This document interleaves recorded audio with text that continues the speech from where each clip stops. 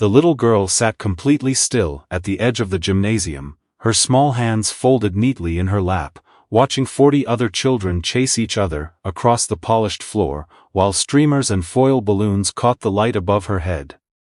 The room was decorated within an inch of its life. Hand-painted banners, a dessert table loaded with cupcakes, fruit skewers, a 3-tiered cake with her name piped across the front in gold. A hired entertainer was doing magic tricks near the windows, drawing shrieks of laughter from the crowd. Every detail had been planned, paid for, and executed perfectly. Every detail except the one that mattered most. The birthday girl herself was sitting completely alone, and no one seemed to notice. Her name was Abigail Sutherland, and she had just turned 9. Most people in the room knew her father's name before they knew hers. Lawrence Sutherland was one of the most recognized architects in British Columbia, the kind of man whose firm's name appeared on the buildings you passed every day, without thinking about who designed them.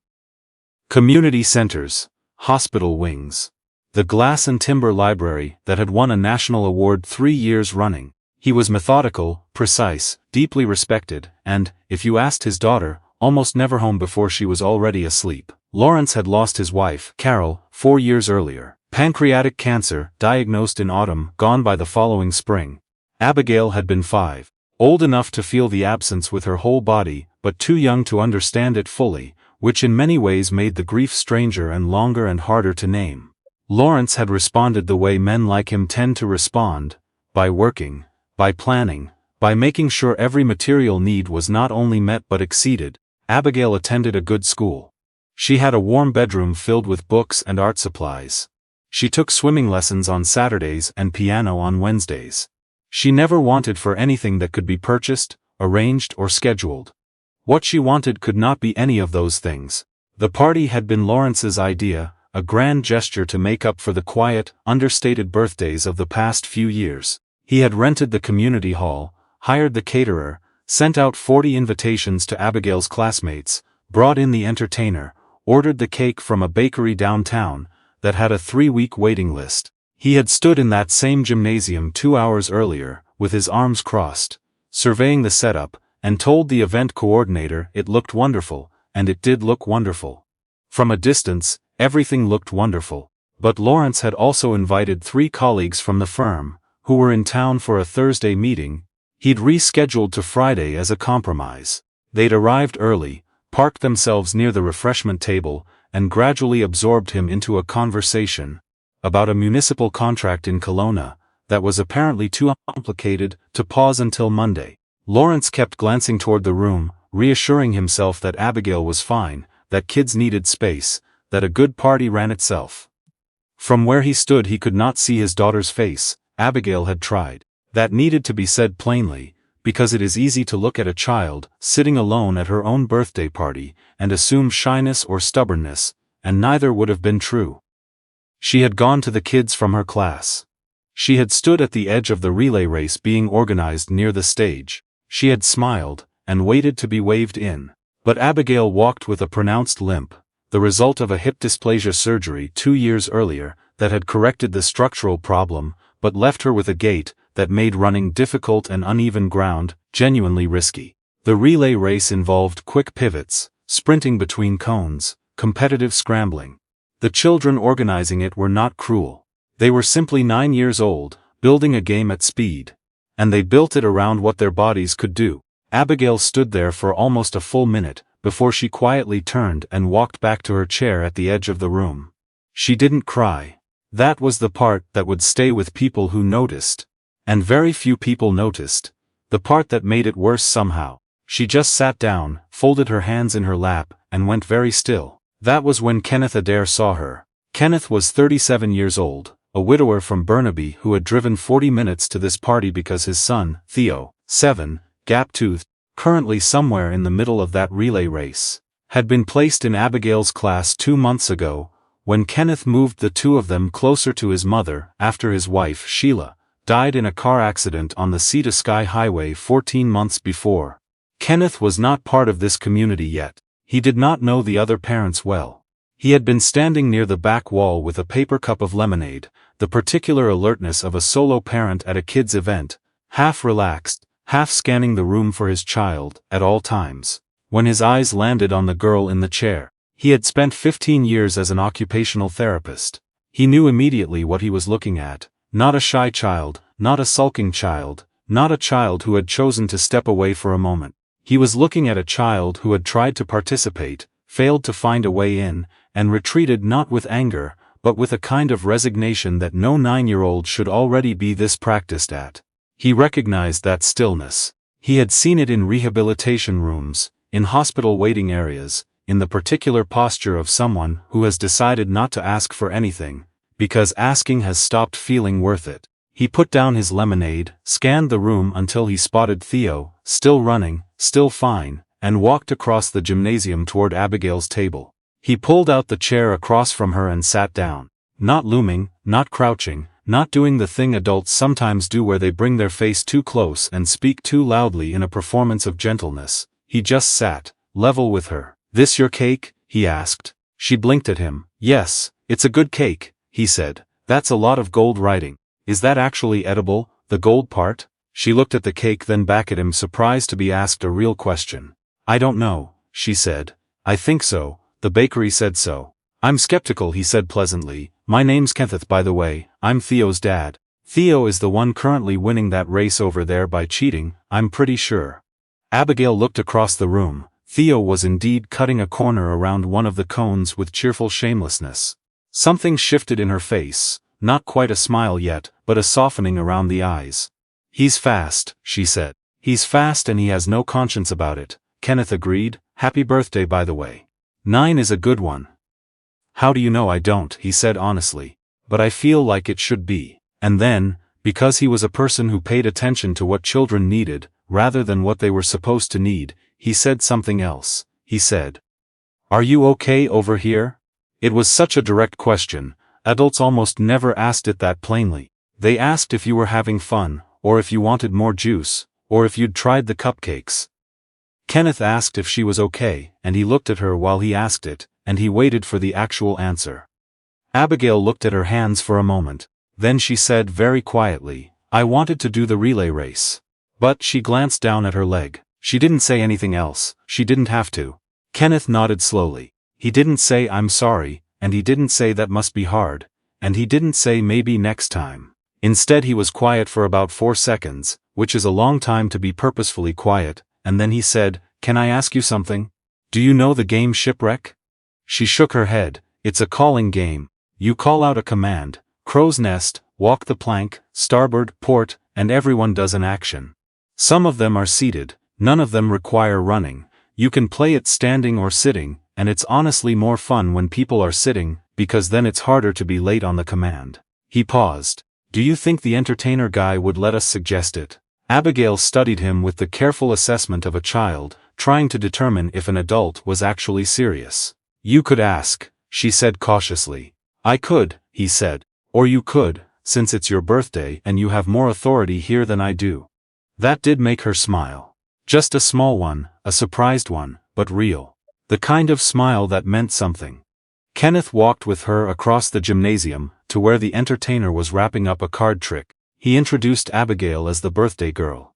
He said it naturally, without fanfare, as simple fact, and suggested the game idea, framing it as something Abigail had been hoping to do. The entertainer, a friendly man named Darren, who had clearly done enough kids' events to read a room, took one look at the setup. The girl with the limp standing next to a dad, who was very deliberately not drawing attention to the limp, and said sure, absolutely, great idea, let's do that next. What happened over the next 20 minutes was not magic. It was something better than magic, because magic is a trick, and this was real.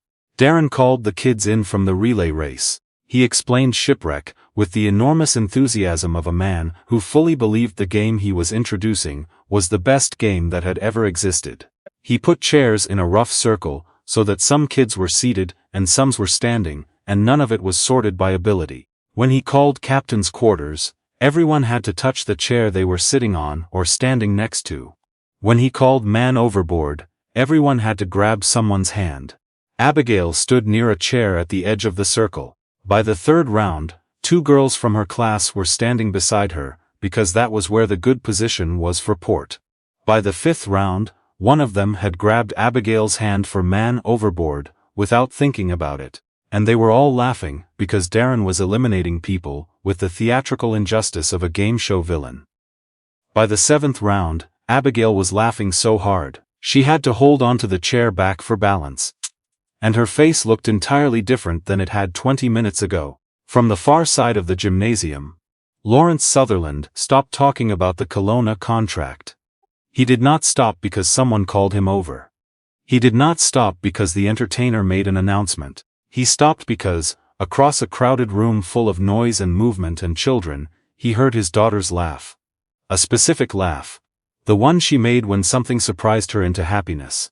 The kind she had made constantly when Carol was still alive, and had made far less often in the years since. He turned toward the sound instinctively. He saw her standing at the edge of the shipwreck circle, with 2 girls from her class, gripping the back of a chair, shrieking with laughter at whatever had just happened in the game. He saw the room had reorganized itself around her, without making a spectacle of it, and he saw, slightly to one side, a man he didn't recognize, sitting down on a chair and grinning at the game with the particular expression of someone who has done a thing and is now happy to become invisible. Lawrence stood there for a long time. He would say later, months later, to his mother on the phone, in a conversation he did not expect to have, that seeing Abigail laugh like that felt like something cracking open in his chest. Not painfully, more like a window that had been stuck finally giving. He had spent 4 years building a life that was structurally sound, climate-controlled, professionally managed. A life with all the load-bearing walls in the right places. He had not stopped to ask whether the people inside it could breathe. He put his phone in his pocket and walked away from his colleagues for the rest of the party. He found Kenneth after the shipwreck game wound down, while Abigail was being steered toward the cake table by Darren and a cluster of her classmates, all of them apparently now deeply invested in whether the gold writing was actually edible.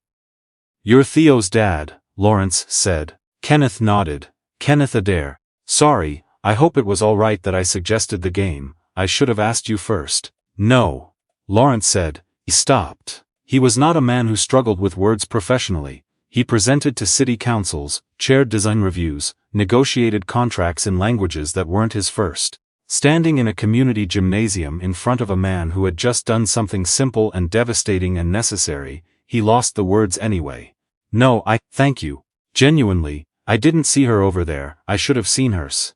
Kenneth didn't tell him it was fine. He didn't offer the easy absolution that people reach for in uncomfortable moments. He just said, "She's a great kid. She knew exactly what game would work, I just asked." That answer stayed with Lawrence longer than any consolation would have. The cake was cut. Abigail insisted on giving Kenneth and Theo the first slices, with the gold-lettered pieces, which she had decided was the highest honor available.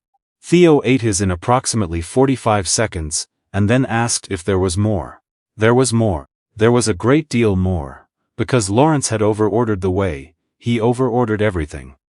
And for once, that turned out to be the right call. At the end of the evening, when the last of the guests had collected their loot bags, and the caterers were beginning to pack up, Abigail found her father standing near the dessert table. She came up beside him, and leaned her head against his arm the way she used to when she was smaller, when it was easier to reach him, before he started spending so many evenings at his desk.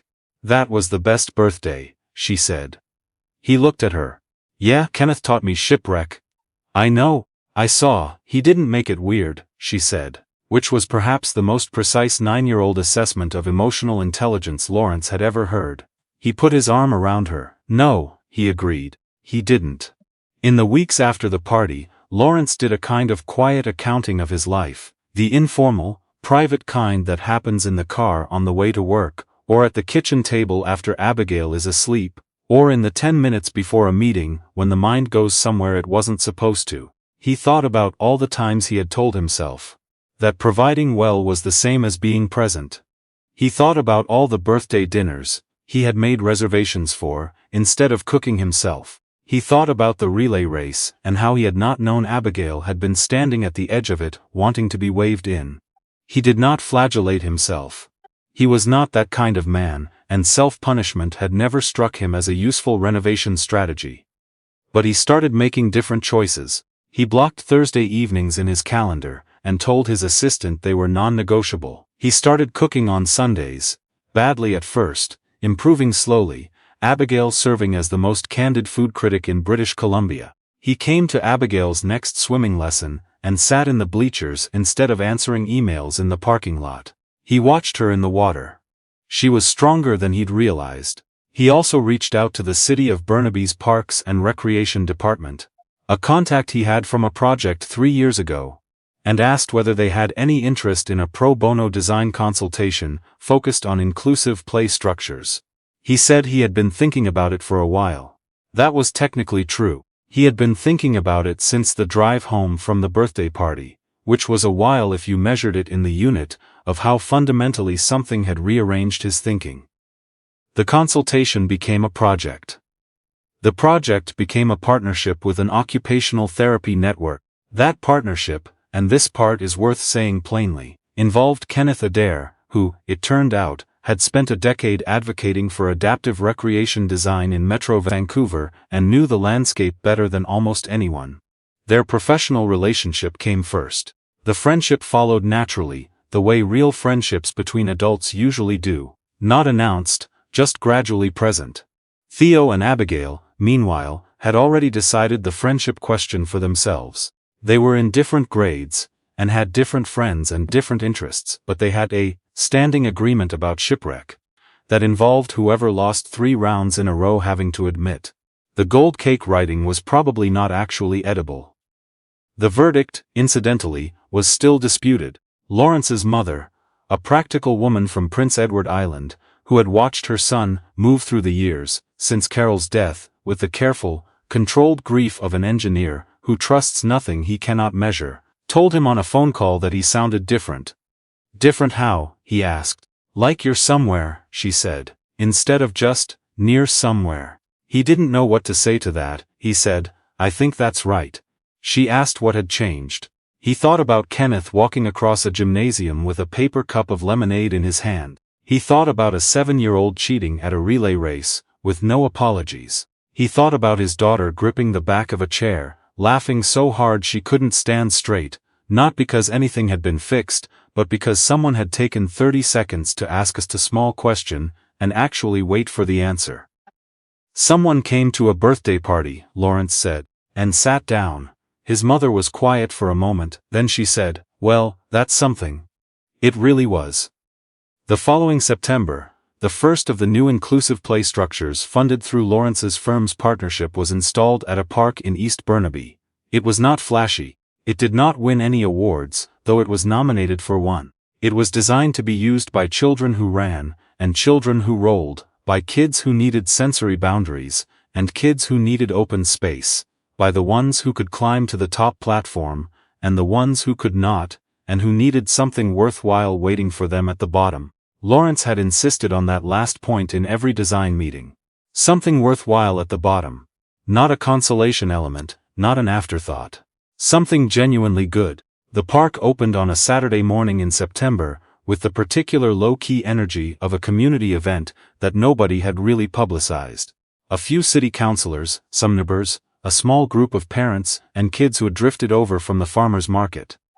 Abigail was there. She had worn her good jacket, the burgundy one. She stood next to Kenneth and Theo, and watched a group of children she didn't know discover the structure for the first time, running their hands over the rails, climbing the ramp, settling into the covered seat at the base, that had been designed with adjustable armrests, and a view, straight through the frame of the whole structure.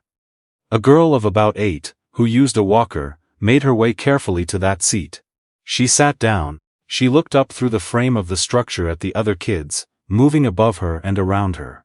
She was not separate from the play. She was at the center of it. Her mother, standing a few feet away, pressed her hand to her mouth.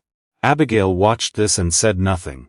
Lawrence watched Abigail. He thought about Carol, the way he still did, with a grief that had changed shape over the years without ever really diminishing. He thought about what Carol would have said about all of this. About the party, about Kenneth, about the park. And he knew the answer without much trouble. She would have said, well, it took you long enough, and she would have been smiling when she said it. He put his arm around his daughter's shoulders. Good? He asked. Abigail leaned against him. Good, she said, and it was, not perfect, not fixed. Not the version of life Lawrence had once imagined, or the version the accident had taken from him. Just genuinely, quietly good. The kind of good that comes not from building everything right, but from finally understanding which things you cannot afford to get wrong. You can design a perfect room, and leave the person inside it alone. You can arrange every detail of a life with precision and care, and still miss the one thing your daughter is hoping someone will notice. Sometimes the most important structure you will ever build is the one you decide to walk across a room toward. Not because you have to. Not because it's your job, but because you looked, and you saw, and you chose not to keep looking away.